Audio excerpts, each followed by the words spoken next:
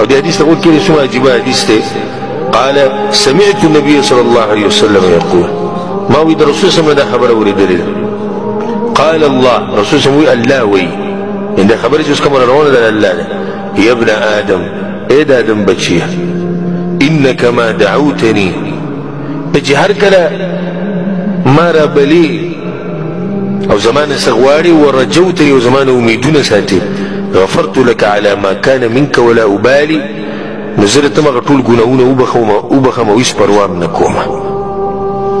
زلت يا طول غناونه وبخم خو پدې شرط چې تا الله ته رجوع کې او د الله د امیدونه ساتي او هغه شروط پکې د توبې موجودي دي الله به ته ټول ګناهونه وبخښي او الله زما په هیڅ پروا نه یا ابن آدم دې خبرې ته غوږ کېږدي د استغفار فائدې ته غوږ کېږدي یا ابن آدم ای د آدم بچیه لو بلغت ذنوبك عنان السماء که ته دومره ګناهونه وکړې چې ستا دا ګناهونه د ځمکې نه اسمانه پورې ورسي دا به څومره ګناهونه چې د ځمکې او د اسمان په منځ کې چې کومه فاصله ده به ډکه شي که ستا ای د آدم بچیه الله وایي ای د آدم بچیه که ستا دا ګناهونه اسمان ته ورسي ثم استغفرتني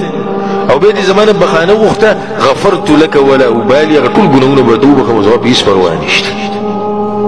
اسمانه پورې چې کوم ګناهونه هغه به درته الله وبخي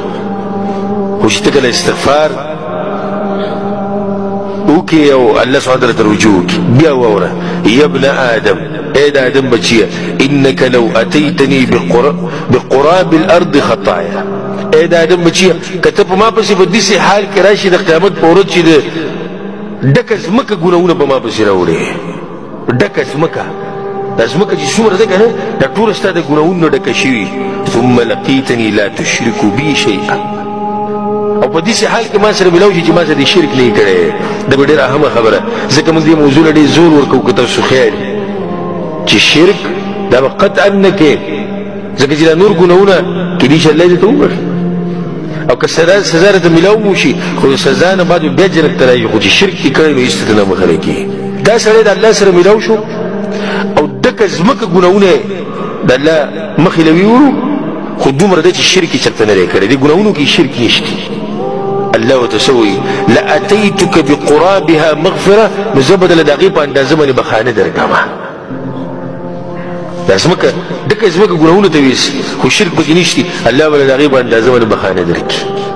او دا ګناهونه به ته وبخي خو دا په دې شرط چې ته استغفار او ته توبه وباسې او ته رجوع وکړې الله ته رواه ترمذي دا حدیث امام ترمذي رحمه الله راوړی سفیان رحمه الله یو پیر راغی په جعفر ابن محمد ابن علي ابن الحسين پسې ورته وی د جعفر ته وی زه د هغه وخته پورې نه پاسم چې څو پورې تا ماته څه نصیحت نه یې کړی نصیحت به کې بیا وپاسم نیکان خلک یو بل ته نصیحتونه ډېر کوي نو هغه ورته وایي چې زه به درته یو نصیحت وکړم وایي سفیانه که چېرته الله دله نعمت درکړي او ته دا غواړې چې دا نعمت باقي پاتې شي چېرته ختم نه شي نو شکر ډېر وباسه ځکه چې الله په قرآن کې څه وایي لئن شکرتم لازیدنکم که تاسو شکر وباسئ الله زه به دا نعمتونه ښه ډېر کړم بیا ورته سفیانه دا خو چې کله رزق د باندې ډېر شي شکر که ته دا وایې چې دا رزق پاتې شي نو دغه طریقه ده او که چېرته رزق دې کمزوری شي نو بیا استغفار ډېر کوه ځکه چې الله په قرآن کې وایي استغفروا ربکم انه کان غفارا یرسل السماء علیکم مدرارا الله به در بارانونه راووروي او باغونه به درکړي شیخ الاسلام ابن تیمیه رحمه الله پسې یو کس راغی سبحان الله دې سوال ته غوږ کېږدي ورته یې ویلي تسبیح ډېره فایده ورکوي که استغفار ډېره فایده ورکوي تسبیح څه ته وایي د الله پاکي بیانولو ته وایي یعنی سوال داسې شو چې یو سړی استغفار کوي د الله نه بخانه غواړي دی غوره دی که نه یو سړی تسبیحات ډېر وایي د الله پاکیانې ډېرې بیاني دی غوره دی داسې به ډېر جوور سوال دی او علماو له الله پوهه ورکړي قرآن او حدیث باندې پوهه خلک هغه دې جواب ورکول شي هغه ډېر عجیبه جواب ورکوي ته وی کله چې کپړه پاکه نو خلک پرې خوشبو لګوي کپړه چې پاکه څه به لګوي خوشبو چې کپړه څښي نو بیا صابون ته ضرورت دی مطلب دا شو که ګناهونه دي نه نو بیا د الله پاکیانې بیانوه که ګناهونه دي نو اول ځان وینځه په صابون باندې او صابون څه شی دی استغفار دی نو بیا د هغې نه به څه کوه به تسبیحات وایه که کپڑه دی پاکی که جامی دی پاکی نو به خوشبو لګوه خو چې اوس ستا په کپړو باندې قسمه قسم ګندګۍ لګېدلي دي او تکې تورې کپړې دي او د خولو بینتیزي او نور بینو دیزي او په هغې دپاسه ته لګې څه پې لګې خوشبو پې لګې د خوشبو څه فایده در کوي نه در کوي ناول دا کپړه پاکه که دا ګناهونه چې کوم په تا باندې دي درته څښا شوی نو استغفار ډېر وکړه چې دا ګناهونه درنه ووینځلی شي چې دا ګناهونه کله پاک شو بیا د الله تسبیحات بیانوه څومره عجیبه خبره کړې لقمان حکیم خپل زوی ته نصیحتونه کړي یو نصیحت دا کړو یا بني عود لسانک وی خپل ژبه عادت کړه په دې باندې اللهم اغفر لي یا الله ما وبخي وایي ځکه چې څه پته لګي په کوم ټیم کې الله ستاسو خبره قبوله کړي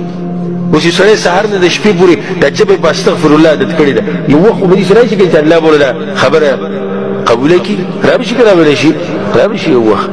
خو چې اوس زما او ستا په شاهني په ټوله ورځ کې پته نشتي چې د یو پیر دوه دي چې هسې د خولې نه وځي استغفر الله او دغه ټیم کې الله ونه بخو خبره ختمه شو خو چې یو سړي دا خپل عادت جوړ کړی دی په مخه استغفر الله او استغفار کوي یو وخت به الله وبخي که نو چې الله وبخو ختمه شو خبره امام قتاده رحمه الله وی ان هذا القرآن يدلكم على دائكم ودوائكم وی دې قرآن کې الله تاسو ته ستاسو بیماري م ښوولې ده او ستاسو علاج م تاسو ته ښوولی بیماری په کوم الله ښوولې ده علاج یې م ښوولی دی نو هر چې ستاسو بیماری ده هغه ستاسو دا ګناهونه دي دا زمونږ بیماری ده الله یې موږ ته علاج م ښوولی ده واما دواؤکم فالاستغفار بیماری شتي ګناهونه علاج یې سره استغفار ځکه امام حسن بصري رحمه الله سوي ويكثروا من الاستغفار في بيوتكم استغفار ډیر وایي بخپلو کورونو کې وعلى موائدکم او بخپلو دسترخانونو باندې هم وایي وفي طرقاتكم بخپلو لارو کې هم وایي لارو کوڅو کې چې روانې وفي اسواقکم بخپلو بازارونو کې هم استغفار وایي وفي مجالسکم بخپلو بیټکونو کې هم وایي فإنکم لا تدرون تاسو ته پته نشي چې په کوم ټیم کې مغفرت نازلېږي تاسو چې په هر ځای کې وایي په یو ټیم کې مغفرت نازل شي